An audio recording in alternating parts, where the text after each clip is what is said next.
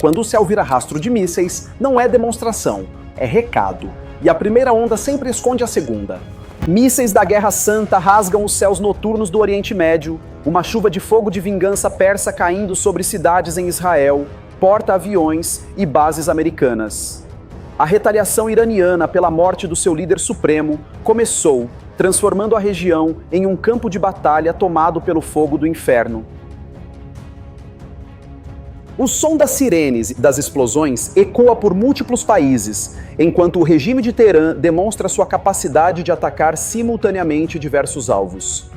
O fogo persa não é apenas uma metáfora, mas uma realidade ardente para milhões de pessoas sob ataque. Sirenes em vários países significam coordenação, e coordenação exige lista de alvos. O próximo capítulo começa onde o poder fica vazio. A morte do Ayatollah Ali Khamenei, após 36 anos no poder, deixou um vácuo que agora é preenchido com violência e incerteza. A resposta de seu regime não é apenas uma demonstração de força, mas um juramento de vingança com consequências globais. Em Washington e Tel Aviv, generais analisam os danos, enquanto o mundo assiste à escalada de um conflito que ameaça sair de controle. Cada míssil lançado é um passo em direção a uma guerra total, com potencial para redesenhar o mapa do poder. Sem líder, o Irã busca vingança. Com generais calculando danos, o mundo prende a respiração. Me fala se você acha que os americanos e israelenses estão certos em derrubar à força mais um regime, mesmo com tantas vítimas. Me conta se você acredita mais na diplomacia. E por fim, opina aqui se você acha que tem mais chance de sucesso a nação com o arsenal mais devastador ou aquela com a maior disposição para o sacrifício.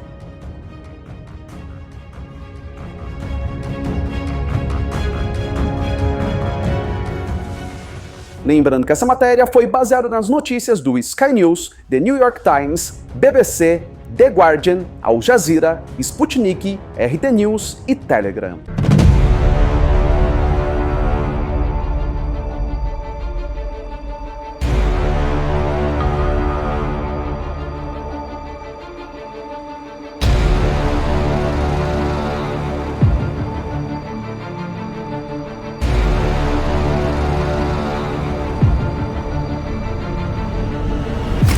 Mas antes de continuar esse vídeo, se você ainda não é inscrito, não perca tempo, se inscreva aqui.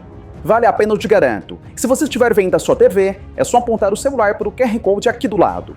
Deixe seu like para o YouTube recompensar o núcleo da Terra. Se você curte muito esse conteúdo, ajude nosso trabalho clicando em valeu.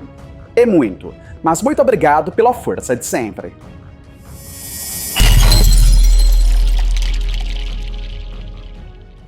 Se você acha que derrubar regimes resolve, espere. Por trás do fogo vem a sucessão. E sucessão no Irã decide guerra. A notícia da morte de Khamenei foi recebida em Teherã com uma mistura de choque e preparação. O governo agiu de forma cuidadosa para anunciar a perda ao povo, buscando projetar uma imagem de controle e continuidade, mesmo diante da decapitação de sua liderança. Imediatamente, um conselho interino foi formado para gerir a transição. O Ayatollah Alireza Arafi, um clérigo de 66 anos do círculo de confiança do regime, foi nomeado para chefiar este comitê, assumindo a liderança suprema de forma temporária. Arafi, membro do poderoso Conselho dos Guardiães, representa a fusão de autoridade religiosa e peso político que caracteriza a estrutura de poder iraniana. Sua nomeação sinaliza uma tentativa de manter a estabilidade, enquanto a verdadeira batalha pela sucessão começa nos bastidores. Ali Khamenei, por mais de 3 décadas, moldou o Irã com sua visão anti-ocidental e expansionista. Ele sobreviveu a inúmeras crises, consolidando um poder quase absoluto e deixando um legado que agora seus potenciais sucessores disputam fervorosamente para herdar e perpetuar. 4 nomes emergem como os principais candidatos a novo líder supremo. Entre eles está o próprio filho de Khamenei, Mojtaba, cuja possível ascensão hereditária encontra forte resistência interna, adicionando uma camada de complexidade à já tensa disputa pelo poder no Irã. Anúncio controlado, conselho interino, disputa familiar. Isso não é cerimônia, é luta interna. E alguns nomes em com assustam muito.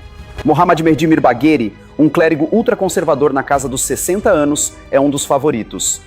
Sua retórica agressiva contra o Ocidente e sua posição de liderança na Academia das Ciências Islâmicas em Qom o tornam um herdeiro natural da linha dura de Khamenei. Em contraste, Hassan Khomeini, neto do fundador da República Islâmica, é visto como um moderado. Aos 53 anos, ele defende uma abertura controlada do país, mas sua falta de experiência em cargos centrais do Estado pode pesar contra sua candidatura. Mojtaba Khamenei, com 56 anos, possui forte influência sobre a Guarda Revolucionária, um trunfo poderoso. No entanto, a ideia de uma sucessão dinástica é um tabu, criando um dilema para a elite que busca um sucessor forte e legítimo. Alireza Araf, o líder interino, também está na disputa. Sua posição atual lhe confere visibilidade e poder de manobra, mas a decisão final caberá à Assembleia dos Especialistas, um corpo de clérigos que escolherá o homem mais poderoso do Irã. A comparação entre os candidatos revela uma luta interna entre a continuidade da linha dura e uma possível, ainda que tímida, abertura. A escolha do sucessor de Khamenei definirá não apenas o futuro do Irã, mas também o equilíbrio de poder em todo o Oriente Médio, caso eles sobrevivam a essa guerra. Quando a escolha do sucessor define o Oriente Médio, o presidente precisa parecer inabalável, e mísseis viram um argumento político imediato. Enquanto a sucessão se desenrola, o presidente iraniano Massoud Pezeshkian, que sobreviveu ao ataque que matou Khamenei, assume uma postura desafiadora. Ele declara que a vingança não é uma opção, mas um dever e um direito legítimo de sua nação. Pezeshkian, um reformista eleito em 2024, agora se vê forçado a liderar a resposta militar. Ele afirma que a morte de Khamenei foi uma declaração de guerra contra todos os muçulmanos, elevando a retórica a um nível perigoso. O organograma do poder iraniano se ajustou rapidamente à crise. Um triunvirato temporário composto pelo presidente, o chefe do judiciário e um jurista assumiu a liderança executiva, garantindo que o Estado continue funcionando em meio ao caos da guerra iminente. O arsenal à disposição de Pezeshkian é formidável.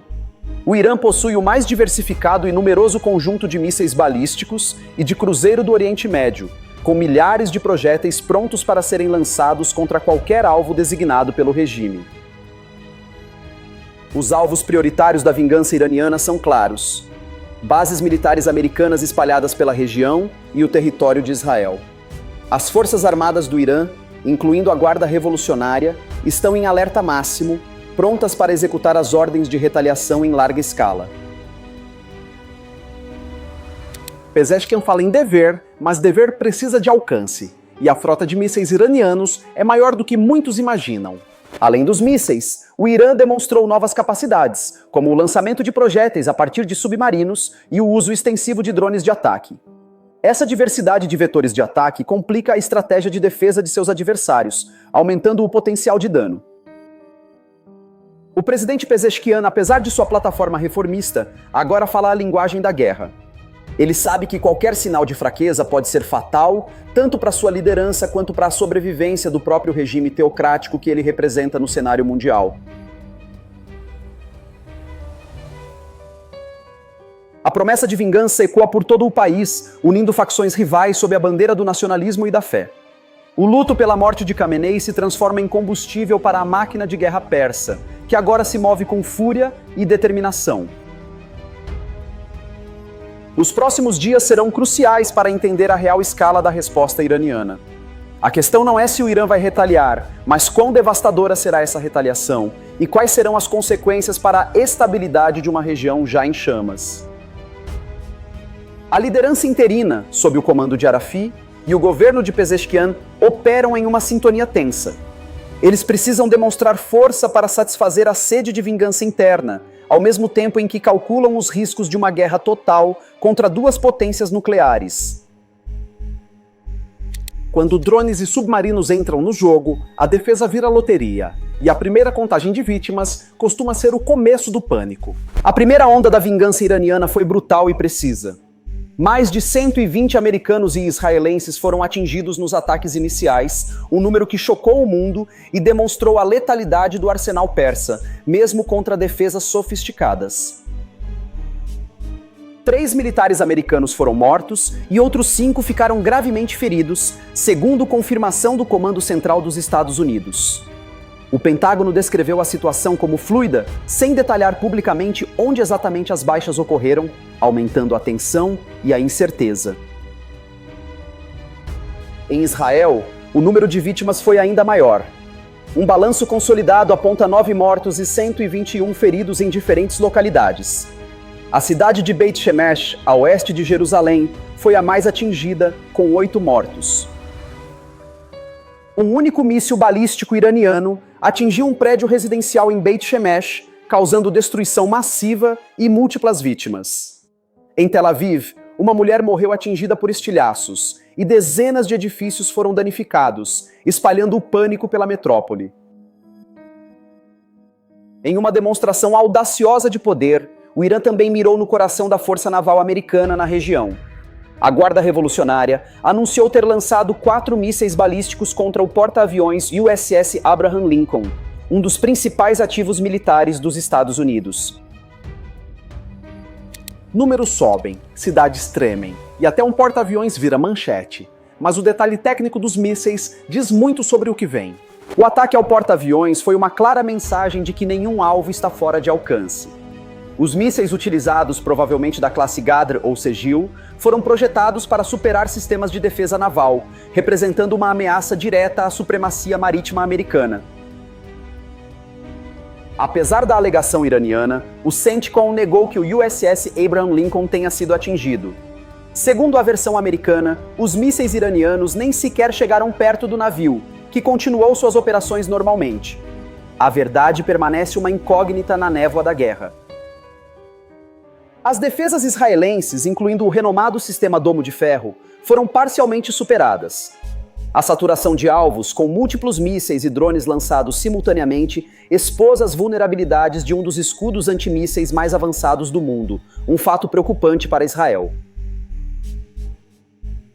A capacidade do Irã de infligir danos significativos, mesmo diante de adversários tecnologicamente superiores, revela um planejamento meticuloso. A escolha de armas e alvos demonstra uma estratégia calculada para maximizar o impacto psicológico e material da retaliação pela morte de Khamenei. A primeira fase da vingança deixou um rastro de destruição e um aviso claro. O Irã está disposto a absorver os custos de um confronto direto e possui os meios para levar a guerra ao coração de seus inimigos, um cenário temido por todos. Se a Marinha nega impacto, a dúvida vira arma, e quando escudos saturam, aliados próximos ao Golfo viram alvos inevitáveis. O fogo persa não se limitou a Israel e a alvos diretos dos Estados Unidos. A fúria de Teherã se espalhou rapidamente, atingindo aliados americanos em toda a região do Golfo, transformando o conflito em uma conflagração regional de consequências imprevisíveis. No Bahrein, sede da 5ª Frota da Marinha dos Estados Unidos, mísseis atingiram a área do quartel-general em Manama. Vídeos confirmaram impactos diretos na base naval, enquanto outros projéteis caíam em áreas residenciais próximas, espalhando o terror entre a população local.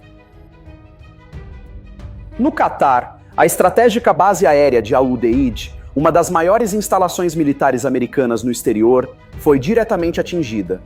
Mísseis iranianos também danificaram uma instalação de radar de alerta antecipado, causando feridos por estilhaços e expondo a vulnerabilidade do país. O Kuwait também foi arrastado para o conflito. A base aérea de Ali al-Salem sofreu ataques e o aeroporto internacional do Kuwait foi atingido por um drone, resultando em vítimas e interrompendo o tráfego aéreo. A neutralidade do país foi violentamente ignorada. Nos Emirados Árabes Unidos, o cenário foi de caos. Ataques atingiram Abu Dhabi, perto do aeroporto, e Dubai, em áreas como Palm Jumeirah. 3 pessoas morreram e dezenas ficaram feridas, forçando o fechamento parcial do espaço aéreo e a suspensão de voos. Bahrein, Catar, Kuwait, Emirados. A retaliação espalha medo e fecha céus. E isso acorda milícias que vivem de caos por anos. A Arábia Saudita, rival histórica do Irã, não foi poupada. Riad e a região oriental do país foram alvo de mísseis, embora o governo não tenha reportado baixas oficialmente. O reino se viu forçado a acionar suas defesas e a reavaliar sua posição. O Iraque e a Jordânia também sentiram o peso da retaliação iraniana. Explosões foram relatadas perto do consulado americano em Erbil, no Iraque, enquanto a Jordânia interceptava mísseis em seu espaço aéreo, com destroços caindo sobre suas cidades e vilarejos. A população civil em toda a região busca desesperadamente por segurança. Em cidades como Dubai e Doha, antes sinônimos de luxo e estabilidade, a corrida para bunkers e abrigos se tornou a nova realidade. O inferno no Oriente Médio apenas começou. A estratégia iraniana de atacar múltiplos aliados simultaneamente visa semear o caos e dividir a coalizão liderada pelos Estados Unidos. Cada ataque aumenta a pressão sobre os governos locais para que reconsiderem seu apoio a Washington, sob pena de mais destruição. Insurgentes e milícias leais ao regime iraniano, espalhados por países como Iraque, Síria e Líbano, tendem a se levantar. A morte de Khamenei é o estopim para uma guerra santa que pode incendiar ainda mais a região, com ataques assimétricos e terrorismo. Quando a Tawhid entra na rota, ninguém fica neutro. E insurgentes adoram o vácuo. Eles atacam onde a lei some. Em resposta à agressão iraniana, os Estados Unidos e Israel ativaram suas operações conjuntas, a Epic Fury e a Lion's Roar. Essas campanhas representam a força combinada de duas das mais poderosas máquinas de guerra do planeta, prontas para aniquilar seus inimigos. A Operação Epic Fury, liderada pelos Estados Unidos, mobilizou um poderio militar impressionante. 2 porta-aviões, incluindo o USS Abraham Lincoln, foram deslocados para a região, acompanhados por esquadrões de caças de quinta geração, como os F-22 e F-35. A Lion's Roar, a contraparte israelense, representa a fúria de uma nação sob ataque. As forças de defesa de Israel, com sua tecnologia de ponta e inteligência sofisticada, lançaram uma série de ataques precisos contra centenas de alvos militares e estratégicos dentro do Irã. O poder de fogo à disposição dessas operações é avassalador. Mísseis de cruzeiro, Tomahawk, lançados de navios e submarinos, e bombas guiadas de alta precisão, despejadas por bombardeiros furtivos, compõem o arsenal utilizado para desmantelar a infraestrutura militar e nuclear iraniana. A inteligência é um componente crucial. Satélites espiões, drones de reconhecimento e uma vasta rede de informantes no terreno permitem que Estados Unidos e Israel identifiquem e destruam alvos com uma precisão cirúrgica, minimizando, em teoria, os danos colaterais e maximizando a eficácia. Operações conjuntas começam e o céu vira corredor de caças. Curiosidade: um míssil Tomahawk pode voar por horas, baixo no mar. 19 bases militares americanas espalhadas pelo Oriente Médio servem como plataformas de lançamento para ataques aéreos e operações especiais. Milhares de soldados, pilotos e técnicos trabalham incessantemente para manter a pressão sobre o regime iraniano, em um esforço de guerra contínuo. Os aliados regionais, como a Arábia Saudita e Emirados Árabes Unidos, embora publicamente cautelosos, fornecem apoio logístico e de inteligência crucial. Seus territórios abrigam bases e permitem o sobrevoo de aeronaves da coalizão, tornando-se engrenagens vitais na máquina de guerra anti-Irã. O objetivo declarado das operações Epic Fury e Lion's Roar é a degradação total do regime iraniano. Não se trata mais de contenção, mas de uma tentativa de mudança de regime, eliminando a liderança, a capacidade nuclear e o poderio militar de Teherã. O contraste de poder é gritante. De um lado, o Irã, com seu vasto, porém tecnologicamente inferior, arsenal de mísseis e sua rede de milícias.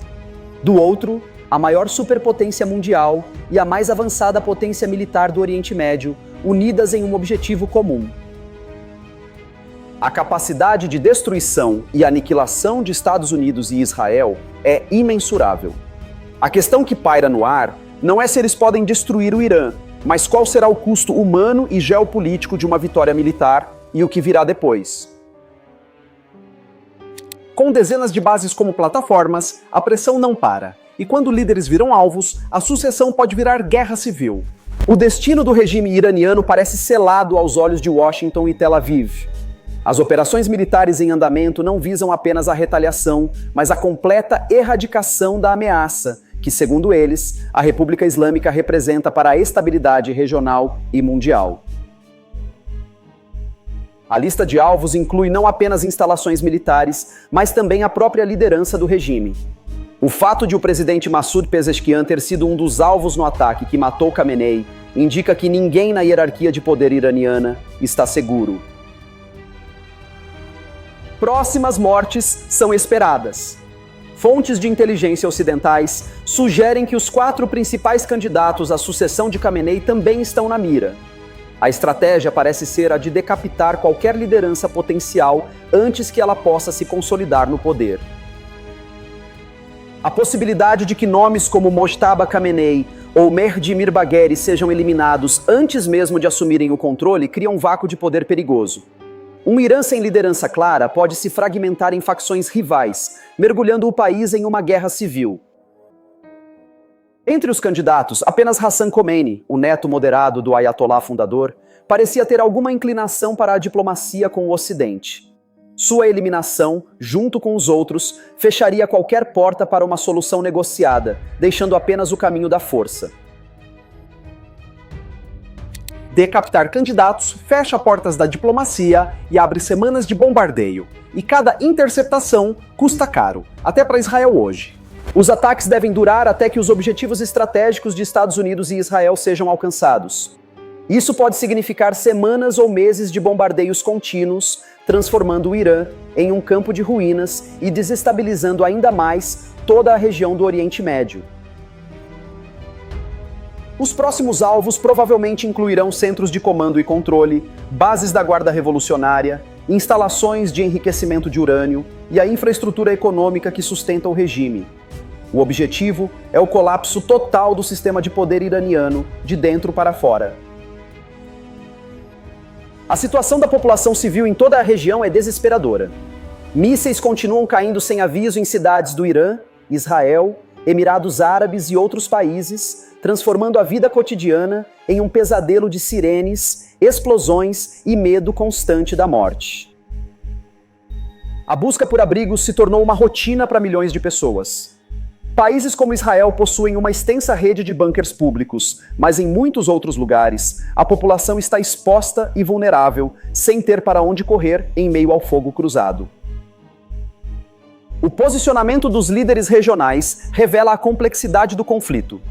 O príncipe herdeiro da Arábia Saudita, Mohammed bin Salman, embora veja o Irã como uma ameaça, declarou que não permitirá que seu território seja usado como base para ataques, temendo represálias diretas.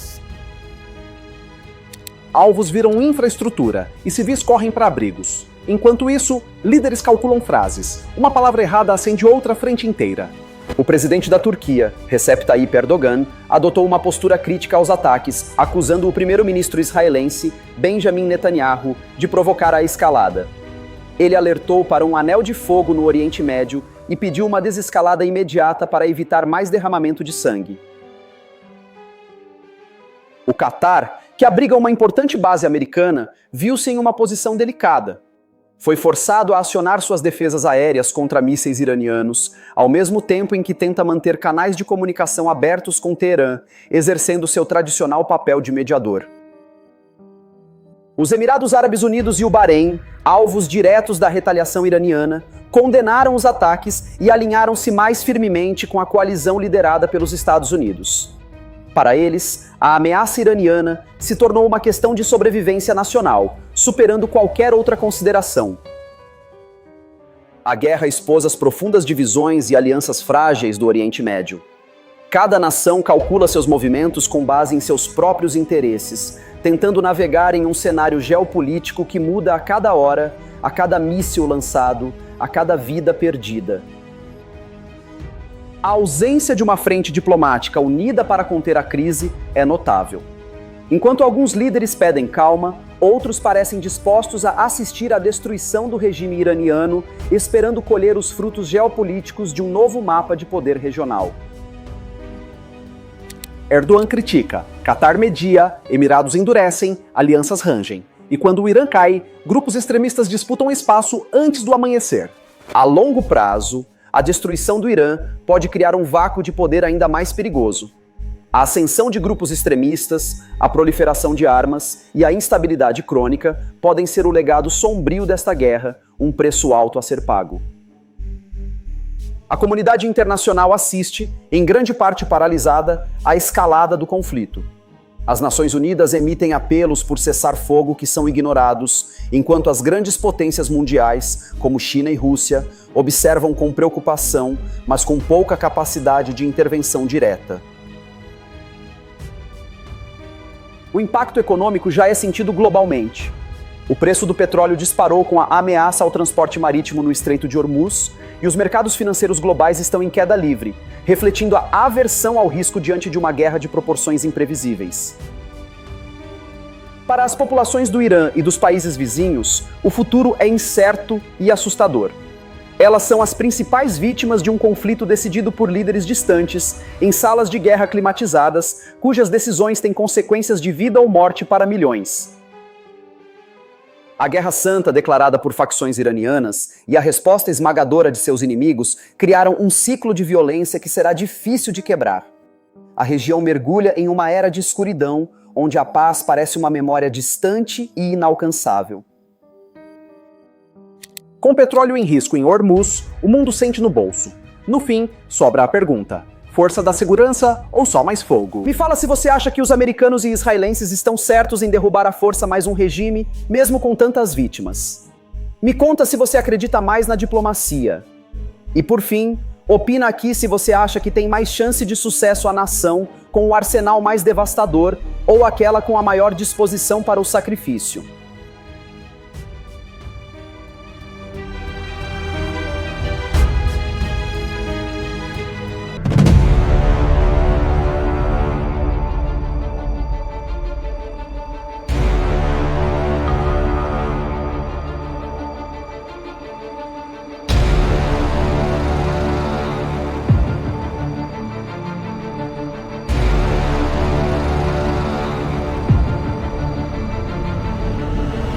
Muito obrigado por chegar ao final de mais um vídeo. Você é demais, eu te agradeço muito por isso. Se você ainda não é inscrito, não perca tempo, se inscreva aqui.